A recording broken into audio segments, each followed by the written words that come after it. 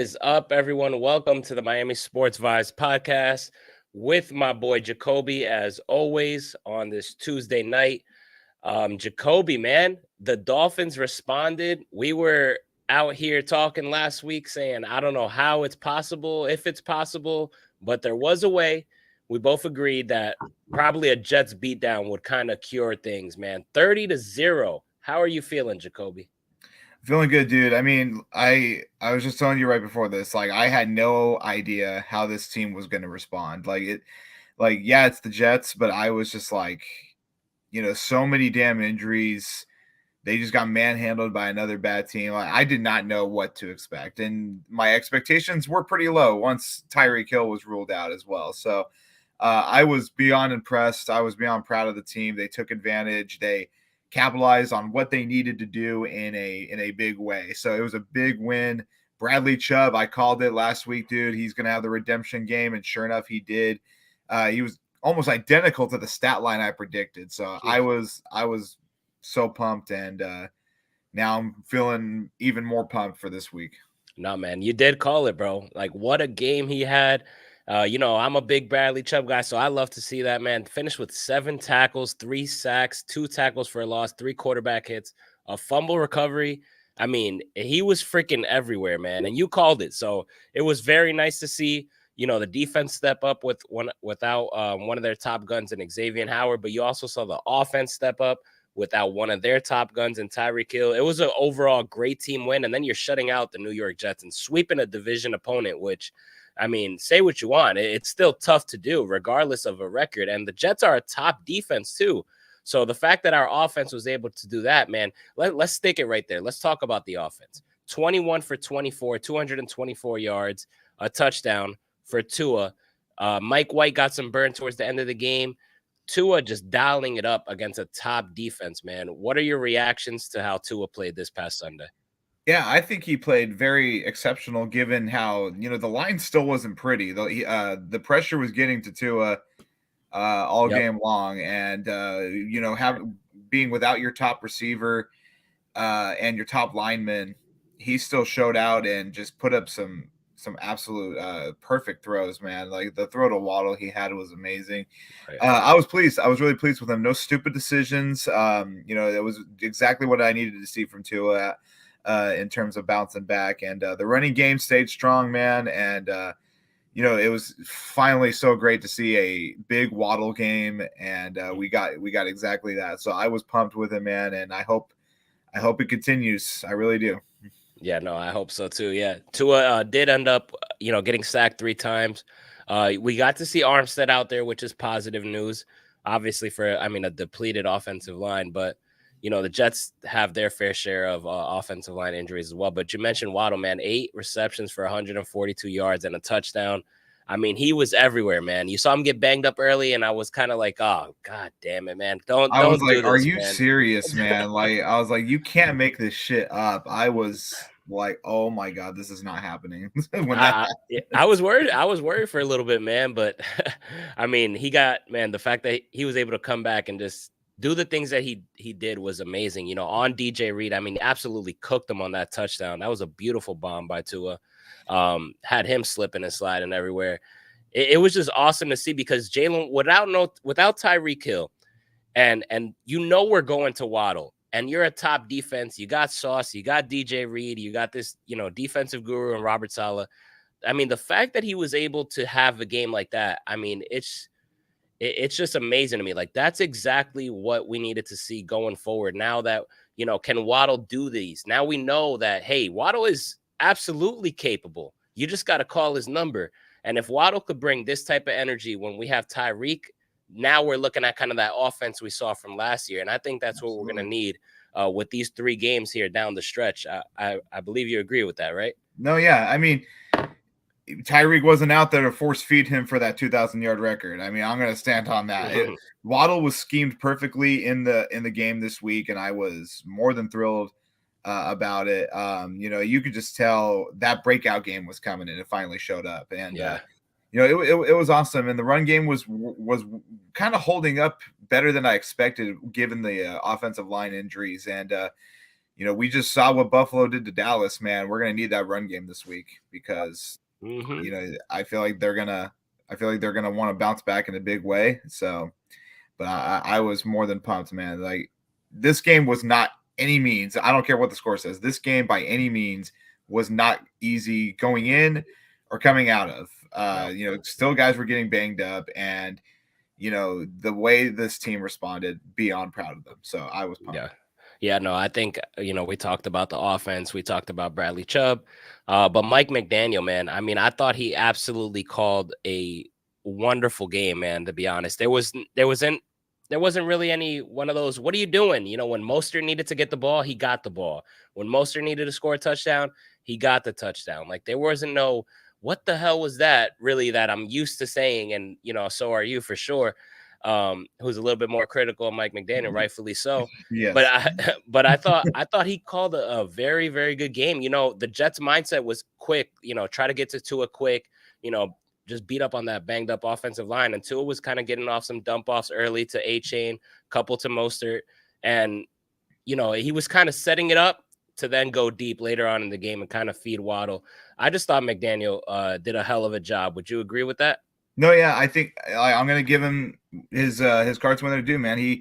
I think he called a really good game. I don't think, like you said, there wasn't any plays that really like what the hell are you doing? And he actually ran the ball inside the 5. Like, it was, I think it was a great bounce back team. It's not just for bounce back win, not just for the team, but for McDaniel as well. And it was very encouraging to see a game that was properly schemed and executed going into the toughest 3 games of the year. So I mean, I was pumped to see. I was very pleased with it, and the defense just balled the fuck out, man.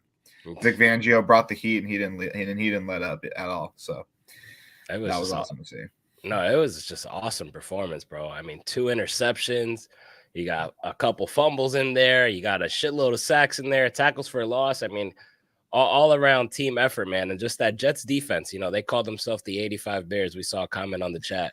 An underrated part about the defense is that fucking Jalen Ramsey just took Garrett Wilson out of the game, man. Like, Garrett Wilson was irrelevant the entire game. You did not even hear about it. I don't even think they looked his way at all. Jalen Ramsey has been such a silent assassin this year, man. He's just been like, I don't think it's being talked about enough. Like, he's not getting the highlights because he's not making the plays, but quarterbacks are refusing to throw in his direction, and it's no matter who the receiver is that he's guarding. So it was amazing, dude. And he has not let up at all since coming back from injury. So he's gonna be much needed down the stretch. No, it's great to see, bro. 3 catches for 29 yards for Garrett Wilson, who is their top guy, who normally picks up a lot of yardage. And even with Zach Wilson lately, like, Garrett Wilson has been still able to do his thing. But you nailed it right in the head, bro. Ramsey just locking up everybody, bro. It does not matter who it is, man. Like, this dude it's just amazing, bro. Like, it's hard to believe, like, this guy tore his meniscus a couple months ago. Like, what the hell, man? Brand new player. It's insane. Like I told bro. you, I kept hearing, like, throughout the entire recovery time, like, if you I guess if you completely tear your meniscus and get a new, it's like adding years to your meniscus. So I was like, it's like completely revitalizing it. And I was just like, never heard that before. So now I'm kind of buying that, because seeing how freaking amazing Jalen Ramsey has looked. So that's been hilarious. No, he's been great, bro. Devon A-Chain, 9 carries for 32 yards. Are you concerned about that at all, or you want to see more? I mean, not really. Just because of our O-line, like, Mostert didn't have any big gains either. I think Mostert outtouched him as well. I'm not too concerned about it. He's kind of beat up as well, but as far as this O-line goes, this O-line is going to need to be. They're going to need to execute spot on for this run game to continue to produce. I'm confident in them getting, like, the short chunk yards, but if this O-line is going to continue to struggle throughout the rest of the season, I don't see A-Chan having those, like, big explosive plays we saw in the beginning of the season. Like, when you go look at those plays too, like, A-Chan's getting immaculate blocking from the O-line in those huge plays. So, I mean, it's going to really depend on how they scheme this up, but I expect him to have – I expect him and Mostert to have a big game this week. Like, if Miami's smart, they're going to take what Buffalo did, change it up a little bit, mix in our passing game, and it's going to be a good one.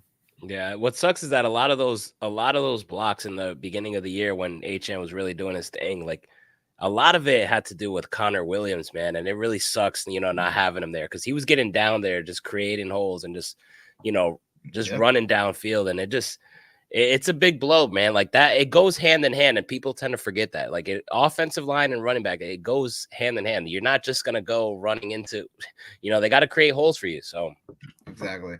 hopefully we do His what we got to presence do. is going to be missed, man. It's going to be missed dearly, and we're going to be like we're not getting any more help. They took I don't know if you heard, but they brought back Chris Brooks off the IR, which if I'm not mistaken, that's the last person they can activate from the IR. Oh shit. So that means Jerome Baker and Isaiah Wynn are done, right? Like so. Damn. I don't know if I may be wrong there, but all I was hearing last week was they can only bring back one guy, and Chris Brooks was that guy. So this is the O-line. This is what we're rolling with. So Yeah, this it's gonna be a struggle, man, and we're gonna see it now because I mean we talked about it last week. This is pretty much the last game where you're confident that you're the favorite. Like every game from here on out is you're arguably the favorite or you're not the favorite. This is this is when this is what this season has been all about. These final 3 games, and we're finally here. You got a couple guys questionable. Tyreek Hill was out. He's apparently questionable for this Sunday. Your thoughts on Tyreek? You think Tyreek plays this Sunday? What are you hearing out of Tyreek this week? I mean, the only thing that kind of concerns me about Tyreek was like that he didn't practice at all this week. So I mean, that's not really like Tyreek. And he came back in and played the Tennessee game, so I expected him to get one practice in. Mm-hmm. So that was concerning that he didn't get one even limited practice last week. But if you look at the warm up videos, because it was going to be a game time decision, he looked great. He didn't look bad at all. So it was kind of surprising that they sat him out, but they must have just had the complete confidence that we can get this one done without him. Let's rest him for the big 3, which was in my opinion a very risky decision that could have gone completely sideways if this team didn't come out firing. But I would be completely shocked if he didn't play this week. Just given that the word is that he was extremely close to playing this week, and he doesn't need to go out and practice. He can sit the first 2 days and then practice on Friday and go. But I would be completely shocked if he doesn't play this week. Yeah, I sure hope he does. Yeah, because we're definitely gonna need him. Like these games right here, that's it, man. There's no, I need Tyreek there, and hopefully we get Jalen Waddle playing at that same level with Tyreek. So we got a big game this week, man. This is a Christmas Eve game. Happy holidays to everyone. I'm excited as hell. This one has been circled on the calendar for both of these 2 teams, especially Cheetah, especially Micah Parsons. They were jawing back and forth, talking a lot of smack. Looking forward to this game. So I expect Cheetah to back it up. But the Dallas Cowboys, man, losing to the Buffalo Bills 31-10, bro. Like, what are your thoughts on that? Are the Bills back? What's your feedback on that? I mean, I only watched the first half of that game. When Buffalo went up like almost 20. I just knocked out for a little bit. I didn't really care about it. But we've seen this out of Dallas all year. When they play away from AT&T Stadium, they are just all over the place, dude. Like you just really can't figure out what it is. And I think it's a little bit of both. I think Buffalo is definitely firing on all cylinders right now, but I also think Dallas is not a good road team at all. But I think Buffalo executed a very great game plan. What they did was they shifted their offense in disguise away from Micah Parsons and ran the ball down their throats to keep. They kept the defensive playmakers out of the game, and they ran the ball down their throats. Josh Allen only ended with less than 100 yards, dude. Like if they're gonna blow out, if you're gonna blow out Dallas by 30 points without putting up 100 passing yards, that's you got to tip your hat when it's due. So I mean, but like I said, I think it's a little bit of both. I haven't been sold on Dallas all year. Everyone's like, "Oh, this is the best defense in the league," but their best defensive games were against the Giants, but yeah, we don't get that credibility when we go and kill a bad team like that too. So I haven't been sold on Dallas all year, but like I said, I think it was a little bit of both. But I think Miami has a really great chance this week, and I'm excited. I'm just glad this game's not on Christmas Day because they ruined my Christmas last year. Yeah, no, thankfully it's not. But yeah, you talk about it, man. Josh Allen finished with 94 yards. They had 15 pass attempts and 49 running attempts, bro. 49, Yep. like 266 total yards with all the running backs and Josh Allen included. Like that's insane, bro. Like that is insane. They just ran it down their throats, and I'm hopefully that the Dolphins are ready to do something similar to that. You know, they got Mostert and A-Chain back there who are highly capable of putting up some big numbers, man. But Dak Yeah, and you Prescott, should be able to. Like Miami has a 10 times better run game than Buffalo, so right? you better be able to execute this one. And Buffalo's O-line is not even that good either. So I mean, Nah. The game plan, the formula was just put out. Let's see if Dallas can adjust. But if you can mix in a dominant run game with Tyreek Hill and Jalen Waddle on the other options, I love your chances in this one. No, I'm feeling good about this one, man. So let's get right into it, man. Let's say we expect Cheetah to play this weekend. Big game. The world's watching this one. This one's gonna be must see TV. Keys to victory, man. What are the keys to victory this Sunday? Yeah, I'm gonna just be straight up. Limiting turnovers is gonna be your number one. Like we saw what happened on Christmas Day last year. Like three turnovers like that, and Dallas is going to make you pay for those kind of mistakes. So, Tua and the running backs, we have to limit turnovers. I feel like if you, kind of low key, I feel like if you turn over the ball at least once, your chances are going to be severely hurt to win this game.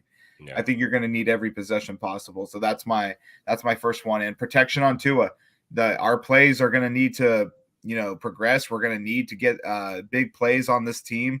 That's how you're going to win this game. Dallas is a great defense. So protect Tua, let the plays draw out. That's going to start with the O-line. And my third one, I'm just going to keep this simple because Tyreek Hill versus Deron Bland might be unsuitable for TV. So like Tyreek Hill is just my third key to the game. He needs to come in and just give him the ball, man. I think he can completely take over this game. I think this game has the potential for Tyreek Hill. Like, I'm not trying to downplay Dallas's defense, but nobody in their secondary proves to me, says to me that, he can lock up Tyreek. Mm-hmm. I think this game could be very well like the first game of the season for Tyreek. Like, he could have a huge one this week. So, that's just my third one. Just get Tyreek the ball, man. And let the offense do the rest. But those are my three keys. I love it, man. I think you nailed them all right in the head. I think those are the three most important keys to the game. If I had to try to piggyback off that a little bit, I would say definitely limit the turnovers, man. Because if you do turn it over more than once, I think this can get out of hand quick. Despite their 10-point performance, they're still an offense that has Tony Pollard and CeeDee Lamb. So CeeDee Lamb, I mean, he's a stud, man. But Jalen Ramsey's been doing his thing, man. I think another key to victory is just making sure Lamb doesn't really kill you. And I think you get the job done by just sticking Jalen Ramsey on him. So I expect Ramsey to pick up that challenge. I hope he does, because that's going to be a hell of a matchup to see. And then my third key would just be Mostert and A-Chain just getting in that groove, man, running the ball, not shying away from the run. If the run is working early, Mike McDaniel, please stick to it. When you're in the goal line, give it to Mostert. He's reliable as hell. Please no goal line fades to Tyreek Hill. But I think a mixture of both of our keys to victory, we should be on our way for a dub, man. I'm excited for this one though, bro. I really, really am, to be honest. I mean, this is just the perfect opportunity for Miami to not only shut some people up, but take a lot of pressure off themselves. Like, there's a clinching scenario with every win this week. I was actually going to send you the clinching scenarios for this week, but you clinch playoffs if you win today, if you win this week. That's awesome. You can clinch the division with a win and a Buffalo loss, which I don't think is going to happen. But you can clinch playoffs this week, and then go clinch the division next week, and then you can clinch the one seed against Buffalo. I don't want to look too far ahead, but each week you could take a lot of pressure off yourself, one game at a time, get playoffs out of the way this week, and then we look on to Baltimore. But each week has a golden opportunity for Miami. Let's see if they can capitalize on it. Yeah, I didn't even know that, but there you go. So Yeah. what about If they win out, which means including beating Baltimore, they'll get the 1 seed. Oh yeah, that's right. That's right. Yeah, that game next week's gonna be Yeah. Damn. All right. Yeah. It's go time. It's go time. I'm excited. What would this win mean to you? Will this kind of put an end to that narrative? No, yeah. Well, I'm gonna go to the personal side of what it would mean to me, and then I'll go to like the Dolphins side. But like, I live around a lot of annoying Cowboys fans, and a lot of my players on the team I coach are Cowboys fans too. So I've been getting shit about that all week. So this would mean a lot to me. I would love to. I would love to kick the Cowboys' ass and talk some shit for a week before I go to Baltimore. But on the side of the Fins, man, I think honestly, I can care two shit. I can give two shits about what it means, the narrative side of things, because it's never going to change. It's never going to change about Miami. All we heard last week was Tua's going to get exposed without Tyreek. Like this is going to be the start of the collapse, and Tua goes out and balls out, and they're like, oh well, it's just the Jets. The Jets really aren't that good. The Jets are like it doesn't matter. Like, it's never going to change. So I mean, I just want to go and just focus on getting playoffs taken care of. I couldn't care about what it means to outside of this game, but I just want to get playoffs clinched this week, take some pressure off this team, and get ready for the big one next week. Yeah, I think by this point now, I mean, we're so late in the season that I feel like all this narrative talk is just so bullshit to me. It's just like every single doubt that all of the Dolphin haters have had, like Tua's just shut them up, like week by week, slowly but surely. First, it was that Tua sucks ex quarterback. Then Tua's doing his thing. Then it's because of Tyreek, and then Tyreek's out, and then he still balls, and then it's like, oh, it's because it's the Jet. No. Before it's easy defense, easy opponent. Now you're playing a good defense. Oh, it doesn't matter. It's actually the Jets now. So fuck the defense. Now it's the Jets. It's like, man, you know what? I'm with you, bro. I don't give two shits about the narrative. Focus on what we need to focus on. We play who's on our damn schedule, and it's turn up time, man. This team is 10-4. This team is fighting for the 1 seed. This team is fighting for the division, just like me and Jacoby called it. And we're just gonna keep letting you guys just enjoy the show. So if there's any haters listening, just keep enjoying the show, man. Just that's all we gotta say. Yeah, I mean, that's what I had to really come to terms with this week. I'm like, literally, I don't care anymore. I'm just gonna focus on each week with this team, and I'm not gonna give two shits about the outside noise. And the Dolphins have been doing it better than we have. So exactly. I finally brought myself to watch Hard Knocks last night.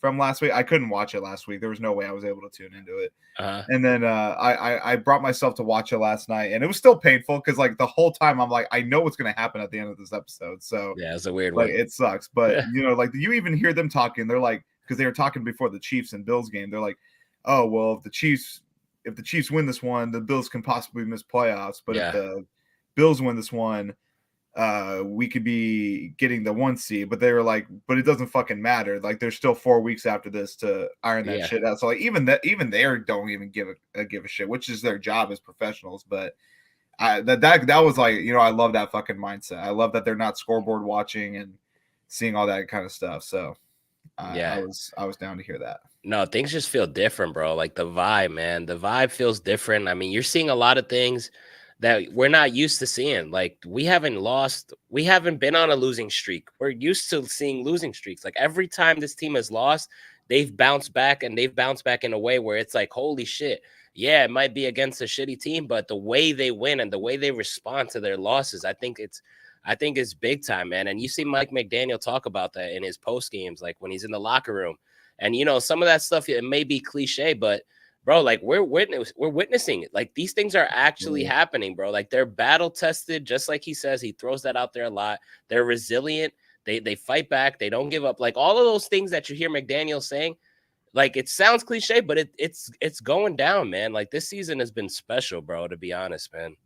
It has been. And I know like last week seemed very bleak, and we didn't really know what to expect the coming weeks, but just enjoy it. Just enjoy it at this point. it's going to be a fun battle down this stretch, and then postseason comes around.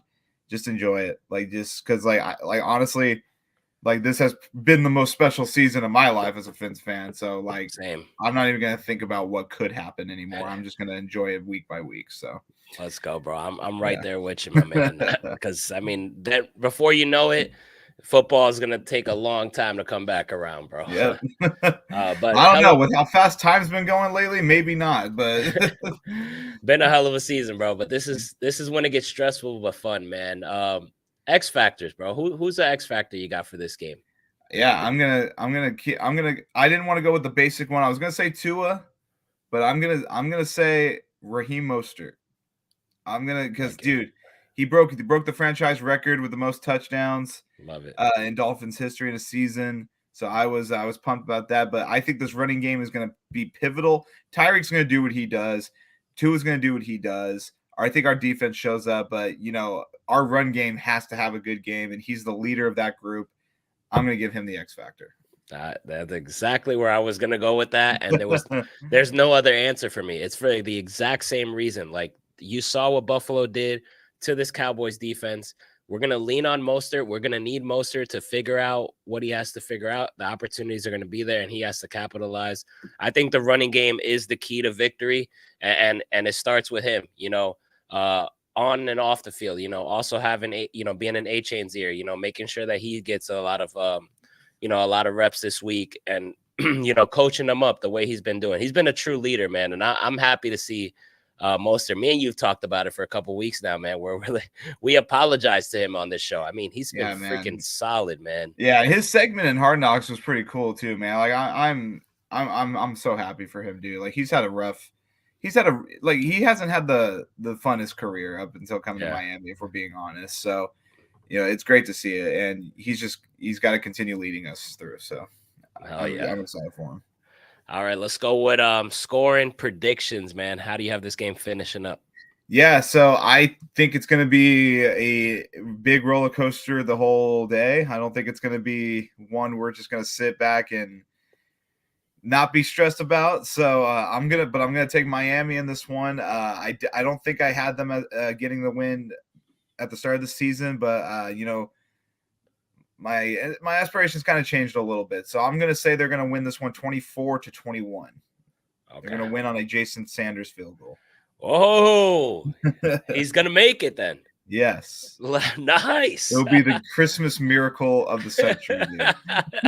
Jason Sanders for the win, bro. Like sounds like a lot of anxiety. Yeah, that's what I'm saying. I don't think this game will be an easy watch, but I think they pull it out. Yeah, I'm with you, man. I think the Dolphins do pull it off as well. I love what I saw this week, man. This past week, I really do. Like if we didn't put up a performance like that, I might be sitting here saying otherwise. But just the way they looked out there, the way the offense looked, the way McDaniel looked, the way Waddle looked like they didn't skip a beat. They looked like they were just right back into it. So you're gonna give me that offense with probably a better running game and Tyreek Hill, and this defense playing the way it's playing. Like yes. I love it, man. I'm picking my boys on this one. I'm with you.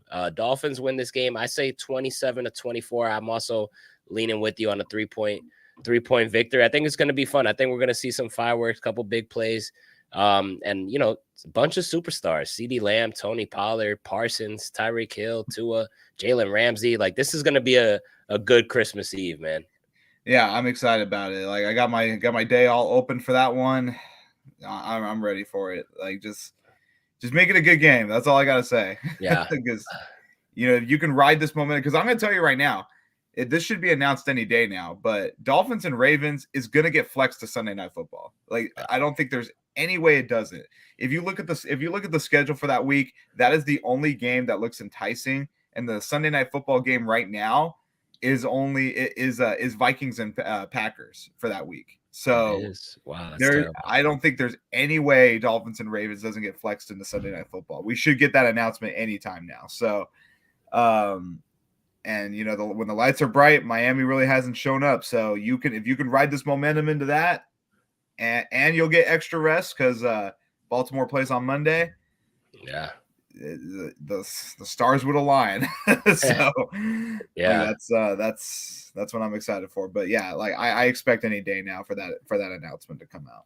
Yeah, I was looking at that game before the season to attend since I live like 2.5 hours out. It Yeah. was started at $70 in the beginning of the season, and now it's at 135. Still, Oh yeah. it's a Those will probably double if it gets flexed. that's what I'm saying. I've been watching it, man, and I'm really considering going to that, but Man.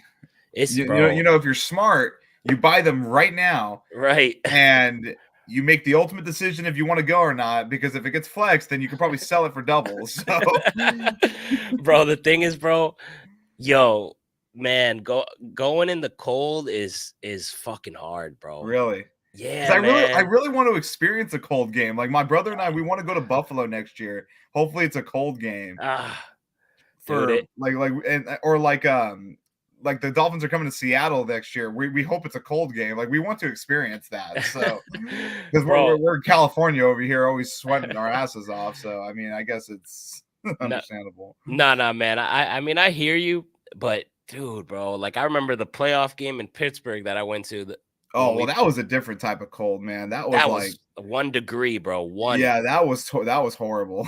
that but the way it's been here lately, man, like around this area, it's been in like the 28 to 30s, like at night. And I'm Man, like, bro, like, and even if it's like 35 or 38 or 40, you feel good.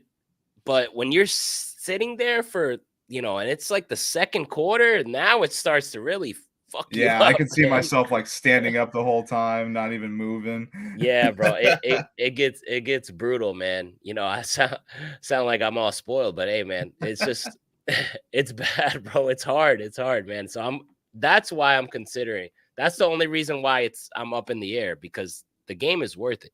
Yeah. It's worth going to, but I'll keep you posted on if I No, do. yeah, dude, that would be a hell of a fucking New Year's Eve, like Right. to go and see them win the division right before midnight too. Like Damn, that'd be bro. fucking badass. I might end up freaking doing it. I might end up doing it, man. But yeah, let's shift things on over. We both got the Dolphins, hopefully getting a win against the Dallas Cowboys this weekend. But let's get into our fantasy football segment. So Jacoby's doing a couple new things with this segment, as he talked about last week. Jacoby beat my ass and eliminated me in our fantasy fucking football league. So I'm sure he's feeling great right now. Jacoby, how is it freaking going, man? Yeah, it's going good, man. I took dominant wins in both my leagues, dude. I didn't expect, because like I have horrible playoff matchups. Like I'm kind of scared about this week, dude. But I didn't expect to put up 150 points in week one. Christian McCaffrey led like I said, dude. I said he was going to be him and CeeDee Lamb were going to be the players of the week. CeeDee Lamb didn't pan out too well, but McCaffrey with 41 points, dude. It just doesn't ever let up. And then I got lucky with Jalen Waddle. He's been inconsistent all year, and he had his day at 28 points. So I put up 148 points, quite a day. I'm 2 wins away, so I'm pumped about that. So it's going good, though. It's going good. I'm in the semifinals in both my leagues, and I got good feelings about it. Really do. Listen, I'm rooting for you. I want to be the person that lost to the champ. It makes me feel a little bit better.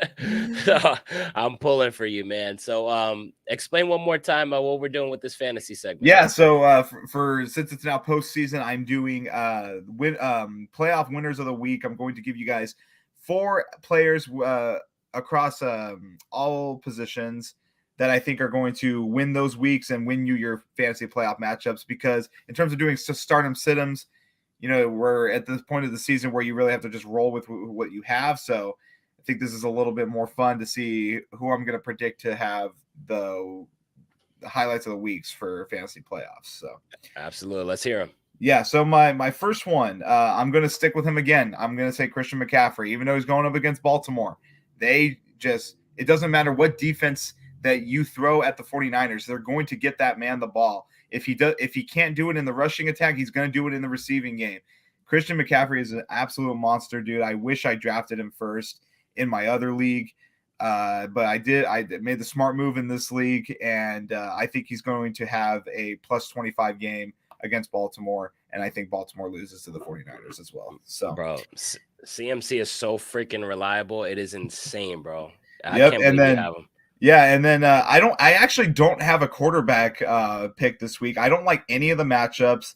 Like even with Josh Allen, who's the QB1 going up against the Chargers. I mean, like he had 95 yards last week against the Yeah. Cowboys, and they have the passing game. Like I think they just go in, beat the Chargers' ass, and he doesn't really have a huge game. But yeah, I hate all the quarterback matchups this week. So I decided to stay away from them and just roll with any quarterback you really got, to be honest. But my second one, I'm giving it to Alvin Kamara. Dude, he's another Mr. Reliable as well. Missing the first 3 games of the season, and he's the running back 5, dude. And like That's I told you, without Derek Carr right now, I believe so. I had some sort of saying about Alvin Kamara, but they just give him the ball no matter what, and he's like literally the only fucking reliable piece they have over there in New Orleans. Shout out to my guy JoJo. He's actually sitting front row on Thursday Night Football this week to see his Saints play the Rams. Oh, let's so go. I hope Alvin Kamara has a huge game. I think he does. I think he comes away with plus 20 points, and he'll be another fantasy winner for you as well. So, shout out to JoJo. Yes, for real. And then back to my last two. They're both receivers. I'm going to give this one to A.J. Brown. I think the Eagles finally bounced back against the Giants. And A.J. Brown, who has been pretty frustrated the last few weeks, well, the whole Eagles team really has, but he's going up against the Giants, who are ranked at number 28th in the league in terms of pass defense. And they haven't even played the Giants yet, the Eagles. They played them the last two of the last 3 games of the season, which is kind of weird for a division opponent. But I think A.J. Brown goes off this week. I think Jalen Hurts finally gets back on track after a really tough 3 games, and I think A.J. Brown gets plus 25 as well. And then saving the best for last, like I told you, probably going to go against Deron Bland, and I'm all for it. Tyreek Hill, I think he has the game of the week. I'm going to give him. I think he's going to get 2 touchdowns, and I think he'll get over 100 receiving. I'm that confident. I don't think anybody stands really a chance against Tyreek Hill in that Dallas secondary, especially if they're going to throw Deron Bland on him. I'm all for that. Like, I think he just takes him to town. Like I said, I think Tyreek Hill has the potential to have a huge game this week, and I don't care what the Dallas defense presents. Like, give it to me. I think he has a game. Let's go. I love it because I got A.J. Brown and Tyreek Hill on my only team that I'm in the playoffs in. Yeah, man. I think those 4 players stand out the most, and I'm all for it. So it'll be an exciting one for sure. All right, and cool. If I can get to the fantasy championship, I'm all for it. So. No, I'm rooting for you, man. So I'm in the playoffs in one of my 3 leagues, still currently, and I had the bye week. Right, we talked about this last week, so I had 3 quarterbacks on my radar. They all 3 of them got around the same amount of points, like around that 16, 17 range. Mm-hmm. So I'm still kind of stuck on it, and I'm gonna bring this questions to you again, man. So now I have to pick one. Who am I going with? Nick Mullins, Joe Flacco, or Will Levis, bro? Man, sucks, man. I know, dude. I know. Fucking Herbert, trust man. me. Yeah. Fuck. I'm going to. I'm staying away from Flacco. I know he had a big game, but he also had 3 interceptions. Give me Nick Mullins. I like the matchup. Yeah. I'm only picking it because of Jay Jetta being there. Jay Jetta got hurt this week, didn't he? I know he was playing. Did he get hurt in the game? Something tells me he came back and then. Yeah, he came back and then he got hurt right away, didn't he? I think so. No. I might be totally wrong there, but that screams at me. But I like the matchup. I mean, Detroit's passing defense isn't the great. Like that's quite a pickle for you, man. But I'll go with Mullins. I'll just take the safe route. Yeah. I think I'm gonna stick it out with him too, bro. To be honest with you, man. Against that defense, it says they're 27th against opposing quarterbacks. So yeah. I'll take that. Yeah. I have let's see. Should I trust Nico Collins if there's no CJ Stroud? No, not without CJ. I don't like it. Ew, he had 1 catch and 1 target last game. Shit. That was bad. Unless he got hurt. Damn. Yeah, no. Because I think I just saw that CJ's probably not going to play this week. So great. Yeah, I would stay away from Nico. Singletary or Javonte Williams?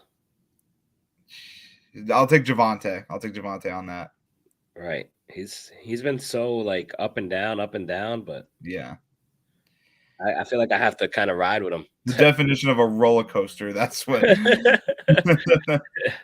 Yeah, man. It should be exciting stuff, man. Well, best of luck to you in the playoffs. We got a comment here saying Jefferson is okay. So gotcha. That's good. So I'm gonna roll with Mullins. Yeah, there was some player that got hurt like right away after return. Oh, okay. Yeah, it was okay. There was that game. That's right. Okay.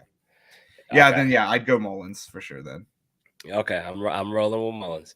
All right, so that wraps up the fantasy segment. That wraps up this show for this week. Jacoby, you have any last words before we get on out of here? Nah, man. I just appreciate you all. I hope you guys all have a great Christmas and be safe. But I hope really we're sitting here a week from now getting ready for the biggest game in Dolphins history. Like, I can't emphasize that enough. Yeah. You win this game, that Ravens game is going to be huge. So, and they haven't forgot what we did to them last year. So yeah, just 1 week at a time. But this sets up for an exciting finish, and I'm all for it. Dude, you're really making me just right at the end and just go buy these fucking tickets and say fuck it, man. Bundle the hell up and stop bitching, Nando. Like, okay, fine. I'll just shut up. Oh man, I'm like, damn, bro. But I'm with you, man. Happy holidays to all. Merry Christmas. Hope you guys have a safe and happy Christmas. Merry Christmas. Enjoy the Dolphins game. I'm with Jacoby, man. You win this game, and next week is gonna be a movie, man. Jacoby, Merry Christmas to you, my brother. Appreciate it. Appreciate you doing the show with me, man. It's been a blast, and let's keep this thing going, man. I'm down for it, dude. Let's do it. All right. Once again, thanks to everybody tuning into the show. Hit that thumbs up button if you haven't already. Keep supporting us. We appreciate the hell out of you guys. This show is just 10 times better with you guys listening and chiming in on the chat, YouTube, audio. We appreciate all of you guys. Merry Christmas to all. Go Dolphins.